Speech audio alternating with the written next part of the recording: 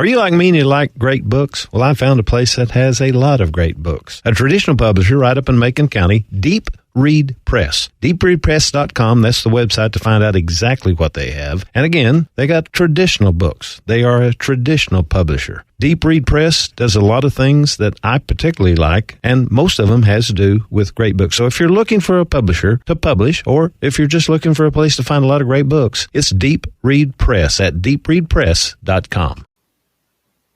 Welcome to the Deep Read Press Show. I am C.L. Gammon, and in future shows, Connie Howe will co-host with me. Today, we're going to introduce you to some of our authors. We will start with Connie Howe talking about her book, Perfectly Imperfect. Hello, everyone. My name is Connie Howell.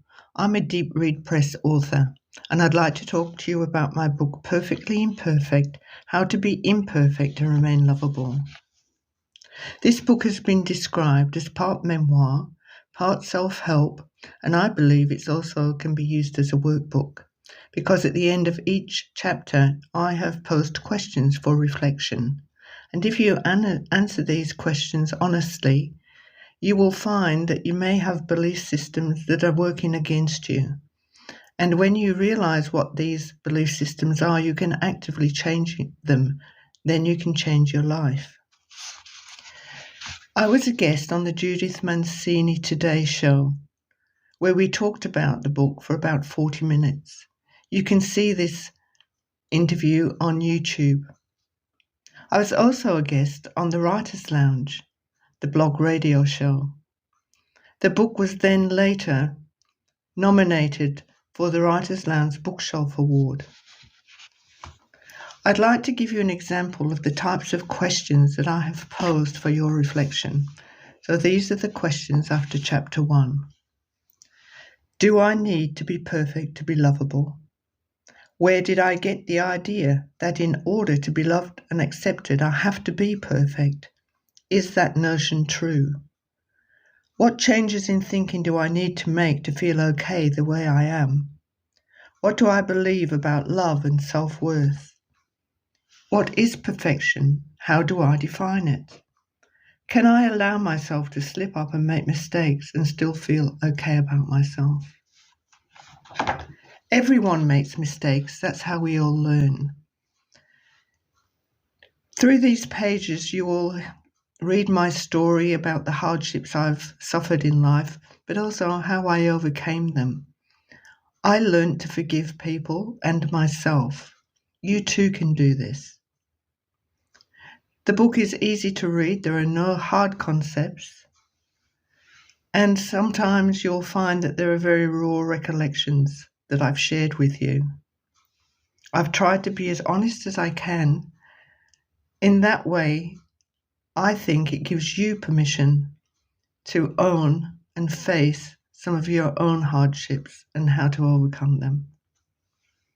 If you've ever suffered the pain of perfectionism, you will know what it's like to be something that you aren't, just to fit in, and most of all, to be loved.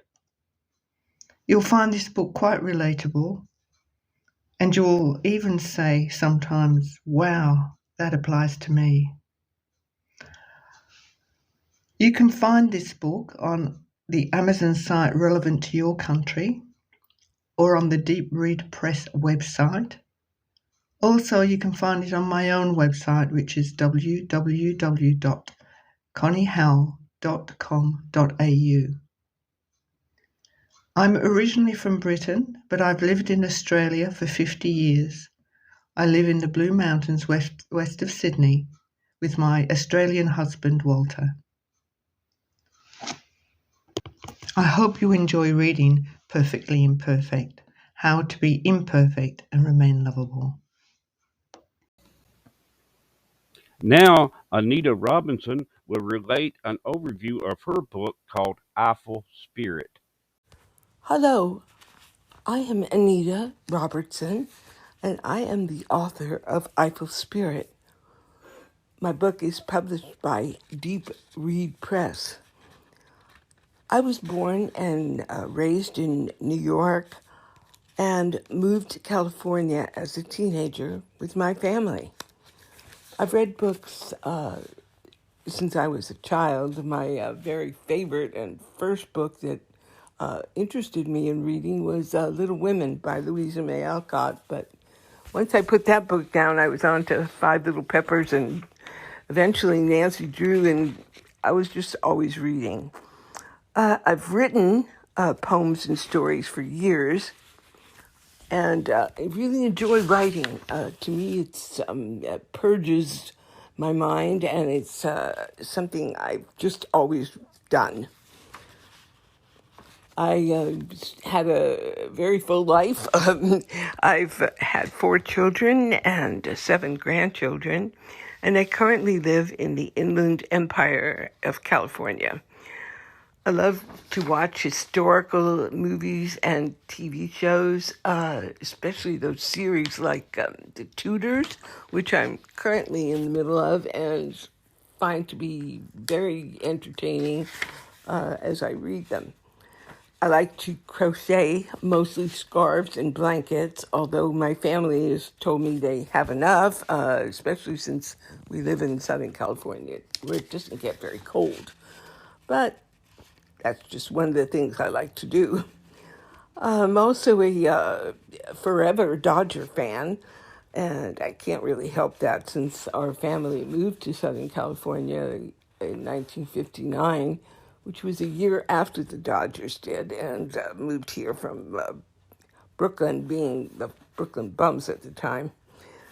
I love to travel, and I have been fortunate enough to have been to Dublin and London and Lisbon and other world capitals and cities, most notably maybe Paris, which I've been to more than once, and which inspired me to write a book that centered itself around that iconic tower. It just is a city of not just romance, but intrigue, and has so much history in it that I was just kind of taken back to wondering what it was like to live there at the turn of the 20th century, which is a completely different lifestyle than the one we live today. But I could picture the city enraptured in that lifestyle when I was there. Well, let me tell you why I love to write fiction. I love to write it because, first of all, you get to create your own characters, which is kind of fun and which I really enjoy doing.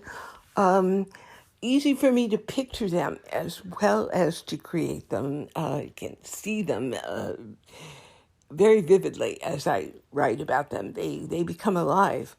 Of course, I also get to create not only just a hero or heroine, but a villain, which is really fun to do. You get to create a story, but then stories within that story, so that your characters become more than two-dimensional. And that's always a challenge, but it's always an adventure to do that. In writing Eiffel Spirit, took me a couple of years because parts of the story would just come to me when I didn't expect it.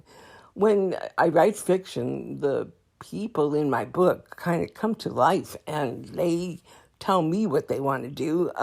Sounds ridiculous, but I'll think about them in the middle of the night and come up with an idea for something intriguing. So the main character of Eiffel Spirit is a young woman called Natalie Bertrand, and she is orphaned as a young girl when her mother passes, and then destitute, more or less, except that she is fortunate enough to live in an apartment over the bakery where she has lived since she was a young child. The woman who owns the bakery is a very good friend of her family's, and but unable to afford to keep Natalie there, so she must go out and find her own position in the world. She does, as a young girl, goes and becomes an au pair with a Paris family, which is a well-to-do family, and who has a young child that needs care. This is a whole new lifestyle for Natalie. She's never lived in a house like this. She never even known people like this, but she's a young lady who is very even-tempered and mature, and the family accepts her and gives her a basis with their young daughter. She is adopted eventually by the family, or accepted rather by the family, and becomes part of the family, which is really an amazing thing. However, she is that kind of person that would fit in like that. And the marvelous thing was that their home, being large and luxurious, even had an accommodation for her, so she was actually able to stay there. It had a bedroom on the ground floor next to the kitchen, and she becomes over time like a big sister to the child, Celeste, she is taking care of. She spends time with the child, playing games and playing with her dollhouse with her, reading her stories. She even puts on puppet shows with socks on her hands, and keeps the child happy, which is really nice because otherwise Celeste would be a lonely child. But her high society parents are even more impressed with the fact that Natalie teaches her lessons. She's in a preschool age. Natalie teaches her about where countries are located in the world, how to do basic math, and how to write her name and several other things, so that by the time she is ready for school, the child is more than ready to go out into that part of her life. So it's really nice that they're doing for each other, the family and Natalie, who has by now become quite a part of the family. The head of the house is a well-known Parisian attorney who works at home, and so even though he doesn't interact often with the family, he is known to Natalie and to a very respectable distance that she keeps from him. Whereas the child's mother and her communicate more often, and there is still a distance between them because Natalie is still considered a servant. So there's that. Eventually, there is another household member who becomes part of the household, which is Celeste's uncle, and there's now going to be an intertwining between him becoming romantically interested in Natalie while he's living there, and she is a type of young woman who is not going to get romantically involved considering her age, but also she does not want to lose that position in that household. Anyway, the story gets more complicated as Natalie discovers a devastating secret about Celeste's father, which she feels she can not share with the rest of the family because if her mother were to know it, and if it were to get out into society, it would be very devastating to their position in society. Then we have, of course, the character of the baker, Madame Fournier, which has been the person who took care of Natalie before she left to join this rich family. So she stays in the story as well. But a more important character is the Eiffel Spirit. The spirit lives in the Eiffel Tower and has become a phantom of the city, which threatens the security of the people that live there. And they're afraid of him because the city is being terrorized on a fairly regular basis when young women are found murdered at the base of the tower, some dressed as brides or at least wearing bridal veils. So there's this terror. Screams are heard from the tower when these horrible events happen, and no one seems to be able to come up with a solution, including the Paris police who have tried to investigate this. As the years pass in the novel, Celeste grows up, and Natalie winds up having a romantic liaison with the baker's son, who she's known all of her life. The book will hopefully keep you entertained in many different ways. You will hopefully want to know what happens to Natalie and, of course, to Celeste as the years go by. You'll want to know what happens regarding the spirit and whether he continues to terrorize the city. And you're going to just be so proud of Natalie, who starts out life as a person probably who doesn't look like she's going to go anywhere, and becomes empowered to make her own life, and does a very good job at it. Anyway, I hope you enjoy Eiffel Spirit, and thank you for listening. Goodbye. Here is Jeffrey Perrin reading a selection from his book, Death is Overrated. Death is Overrated by Jeffrey Perrin. Chapter 1. Thomas didn't plan to end up dead on his vacation. To the contrary, he kept insisting the man lying lifeless on the ground was not Thomas Paine. Couldn't be, since he was. It was just bad luck that the Brecon detective on the scene was as dense as a Welsh peat bog. Detective Inspector Bedward knelt on the moss outside Danir Ogoff Cave and leaned over the dead body. He rifled through its backpack, barely still attached, and culled a passport from an inside sleeve. After inspecting the document, then the body again, he declared that the stiff was indeed Thomas Paine, like it or not. The animated Dr. Paine didn't like it at all. He argued at length, but nothing moved the copper. He gave his home address in the United States. He described his Cardiff laboratory an hour south of Brecon. He even leaned over and held out his thumbs for comparison to the passport print. Bedward eyed the thumbs suspiciously, then transferred his gaze to the eyes of the man holding them out. U.S. passports have no thumbprints, sir. Thomas, his gut clenched from a suspicion-inducing error, said nothing. The inspector closed one eye and clamped his mouth, his lips forming two lines devoid of nuance, like his thinking.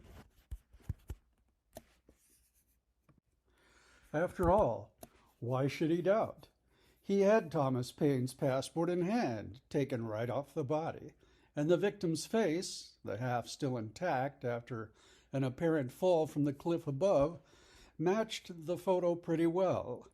He'd even bet his partner that the lab would say the thumbprints matched. He laid the passport on the body and leaned over. "Do you mind?" he asked, snatching one of Thomas's still proffered thumbs. He pressed this digit to his ancient field-issue ink pad, then pushed it onto a small white card. "It pays to be sure," he always said. He didn't offer an alcohol wipe as he closed the pad and put it back in his pocket along with the card. He ignored his partner's sneers. The junior inspector wagged the biometric tablet like a fan. "Never trust 'em," Bedward growled. Thomas looked aghast at his purple thumb, then back down at the detective, as if the man had stolen his soul. Branded like a criminal, like his father. He tensed to keep from shaking, but it only made his tremors worse. The detective inspector made another close examination of the Boschny. He was careful of the sort who rarely made mistakes, or so he'd swear.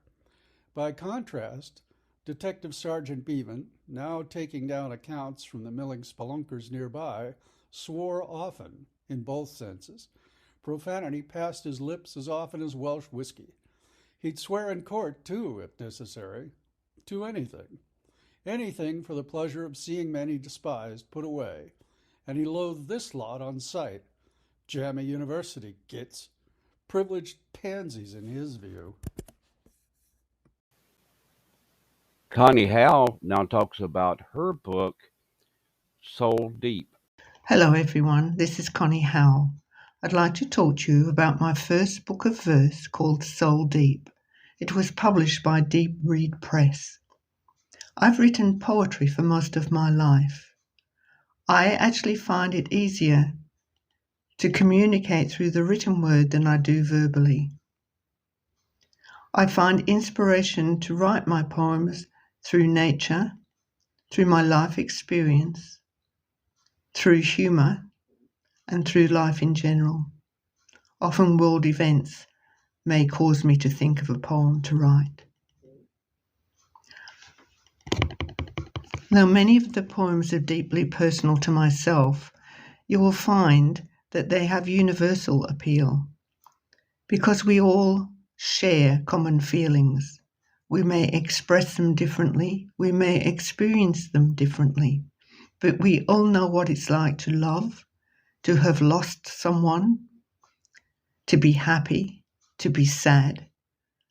We share all the common feelings and emotions. I'd like to give you an example of the type of poems that I write. This one was inspired by nature in my garden. It's called The Magpie.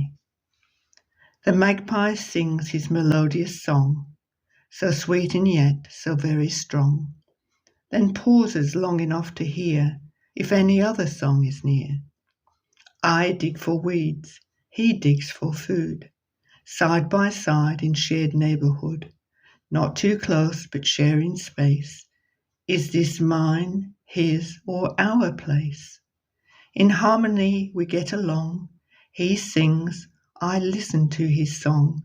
It fills me with music that I like. It makes me want to get it back, to share with you and everyone, to sing until my voice is gone.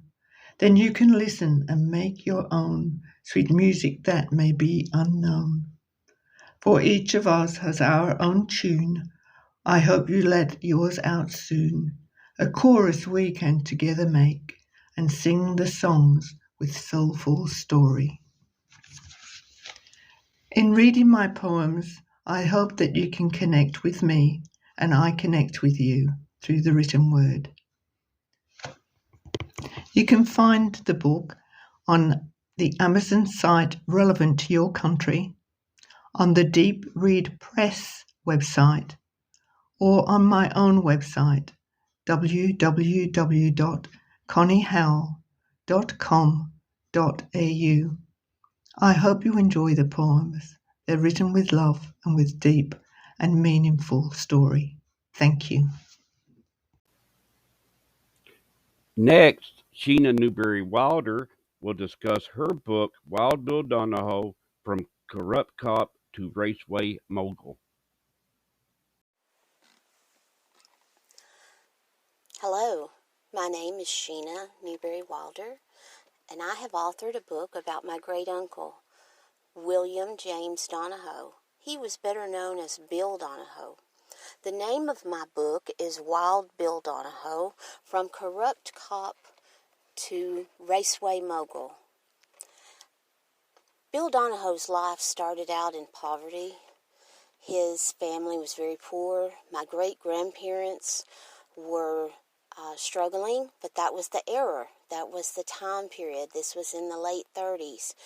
And he had to work the fields alongside my grandmother, his sister. He decided, as he was struggling with his family, that he didn't want to be hungry anymore. So when he became old enough of age, he moved to Nashville. He became a barber. Becoming a barber was the opportunity that helped him to make a life, to get him out of poverty. He met people there. They talked, shared dreams and expressions and ideas and exchanged things. I called this networking. He networked with people that could help him.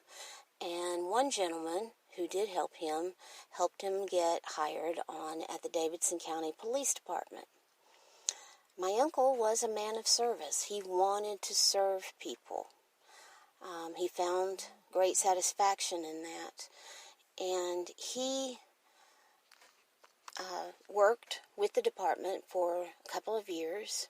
This was in the 40s. And he then was drafted into World War II. He went to basic training. He was so good at shooting, at his shooting skills with the automatic rifles, that they had him, over the next couple of years, be the instructor of the shooting school. He was so profound and so good at what he did. He took everything he did very serious, and he gave all or he gave nothing. And what he gave all to was being the best at everything. After the war, he moved back to Nashville and went back to the police department. Over the next few years, he moved up the ranks to the assistant chief of police of Davidson County. Ultimately, he retired from the Davidson County Police Department, and the federal government came after him and ultimately convicted him of tax evasion and racketeering.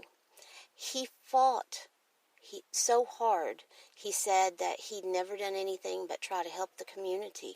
These were documented in the court records. He said he was not guilty, not guilty, not guilty. They had 2 trials. Then they went to U.S. District Court, which the verdict was upheld. Then it went to the Supreme Court, and the Supreme Court refused to hear the case. So finally, in the early 60s, he was ordered to go to prison. And so he did. He spent 4 months in prison. He comes out of the prison as a convict, as a federal convict, or felon. And he begins to promote racing in Nashville, in Middle Tennessee, in Bristol, in Daytona, in all these other areas. He'd always loved stock car racing and racing in general. So that was, again, a new niche for him, and it was perfect. He brought NASCAR to Nashville, Tennessee. He worked hard to bring all of the tourism and the tax profits and things like that benefited the entire county of Davidson and then the entire state. He was a man of service. That's what he wanted to do. And that was his life goal.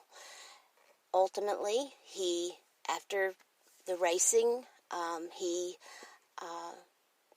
became ill. And in 1993, he did pass away. His son took over and helped promote racing and other business interests until his death in 2003 from cancer. The thing I want you to know about my Uncle Bill is he was a go-getter. He had endurance. He pushed himself, and he pushed everybody that was around him, all of his family. Everyone had to work to be the best. He never gave up. He never gave in, and he never gave up. It didn't matter the failures. It didn't matter the times that he was told no. He pushed forward, and he made a great life for himself and for his family, and he was such an amazing influence to the people of Nashville and the state of Tennessee. Now Connie Howe is back to talk about her book, Thoughts of a Wounded Healer. Hello, it's Connie Howell.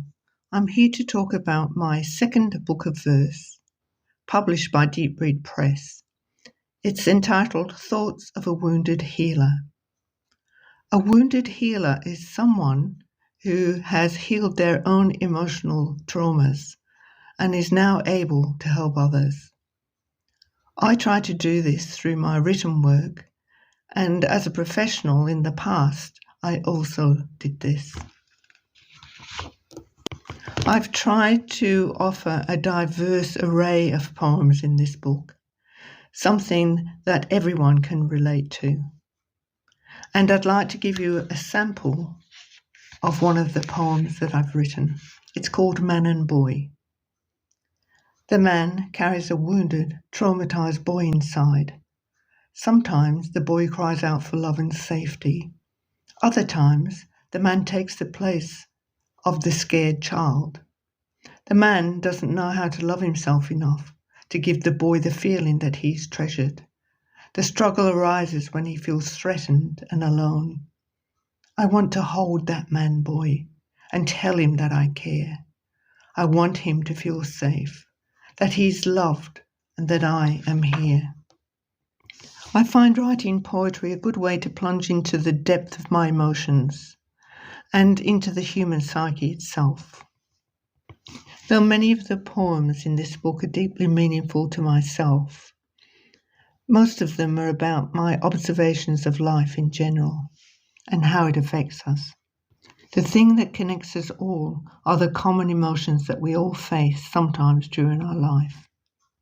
Some of the poems come from my imagination, but basically are based in truth.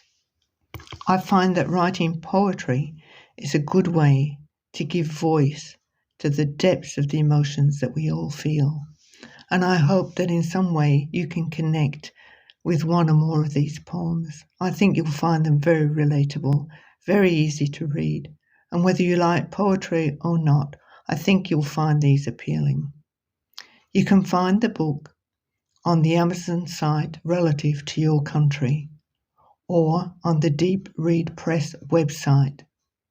You can also find out more about myself on my website, www.conniehowell.com.au. You will hear that I have an accent. I'm originally from Britain, but I have lived in Australia for 50 years.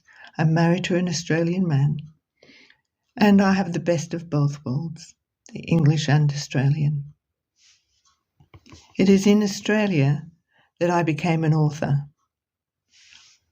I live in the beautiful Blue Mountains west of Sydney, which are very conducive to inspirational writing. Please enjoy my book, Thoughts of a Wounded Healer. Sheena Newberry Wilder will now talk about her book, Davy Crockett, The Fabric of a Tennessee Hero. I'd like to say I'm honored to be here today and talk about the book that I've written, Davy Crockett.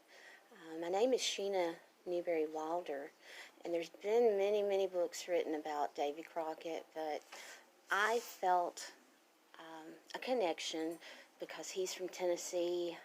He's from the area that I live in, Middle Tennessee, and I just felt like he was a person that I could relate to and hopefully write some information that others could relate to that would be an easy read. My book is more of a historical fiction book. There's a great deal of history that is documented in my Davy Crockett book. However, there are some things that are embellished, such as his mother's life and his mother's youth when she grew up, and we just don't know a whole lot about that side of his family, and so that part was embellished. But I just go through his life. He was an extraordinary man who had so many talents, and I found him to be so reputable. He taught himself how to read as an adult. What a challenge that is. He and a friend, he said, I want to read. He wanted to be in Congress. He wanted to make a difference. He voted against the Trail of Tears, the Indian uprising, removal. And he was so against that and had a lot of problems, personally with Andrew Jackson, because President Andrew Jackson pushed that on through. And You know, he was willing to go fight for others, and that's how he ended up at the Alamo, and you know, he stayed, and he was killed there, but he was fighting for the right of the Texans to save their homes, their properties, which they had been allowed to live on for generations, and then suddenly Mexico decides, oh, we're taking our land back, and you all have to move. So he was a great author, a great man, and he authored many books too about himself and his life and his stories. Now Derek McClard will discuss the book his class wrote called Not What It Seems and Other Stories. My name is Derek McClard. I'm a 7th grade English teacher at Macon County Junior High School. Last year I had a class of 18 honors students, 7th and 8th graders, who wrote and published a book. We began before Christmas brainstorming ideas, and then after writing first drafts and sharing our first drafts with students, shared with each other and with me and our publisher, after several one-on-one sessions and revisions, we published the book through Deep Read Press, and it proved to be a wonderful learning experience for the students. They did a lot of hard work. They learned a lot about collaborating with each other and revising their work, and all in all, it was a great experience for everyone involved. There are 15 short stories in the collection written by 18 writers. 2 additional students contributed artwork for the front cover of the book. The stories deal with a variety of subjects, everything from murder mysteries to the backstory for the Bigfoot myth to a day in the life of a student with cerebral palsy, even a World War II story concerning the experiences of the sailors aboard the USS Indianapolis. Here is a snippet from my book, A Bunch of Rules to Live By or Not. Never love anyone with all your heart. Save some of it for pumping blood. After all, pumping blood is the heart's primary function. Never invite a woman to move in with you before you clear it with your wife. Remember, the only good thing about being married is that it keeps you from getting married. It is not appropriate to ask a girl to go frog gigging with you on your first date. Always make sure of the person you are texting. That way, you will not tell your plumber that you love him. Do not get married before you are committed. If you are committed, maybe the doctors can cure you, and you will not go through with it. Never lie to her, but do not tell her everything either. Never suggest that your wife send a friend request to your mistress. Most women are like biscuits and gravy. Just because you love them does not mean you want to sleep with them. A true friend will not run away with your wife. Darn it. Thank you for listening to the Deep Read Press Show. You can find all the books discussed today and more than 50 others at the Deep Read Press website, www.deepreadpress.com. Until next week, friends, keep smiling. Are you like me and you like great books? Well, I found a place that has a lot of great books. A traditional publisher right up in Macon County, Deep Read Press. DeepReadPress.com, that's the website to find out exactly what they have. And again, they got traditional books. They are a traditional publisher. Deep Read Press does a lot of things that I particularly like, and most of them has to do with great books. So if you're looking for a publisher to publish, or if you're just looking for a place to find a lot of great books, it's Deep Read Press at DeepReadPress.com.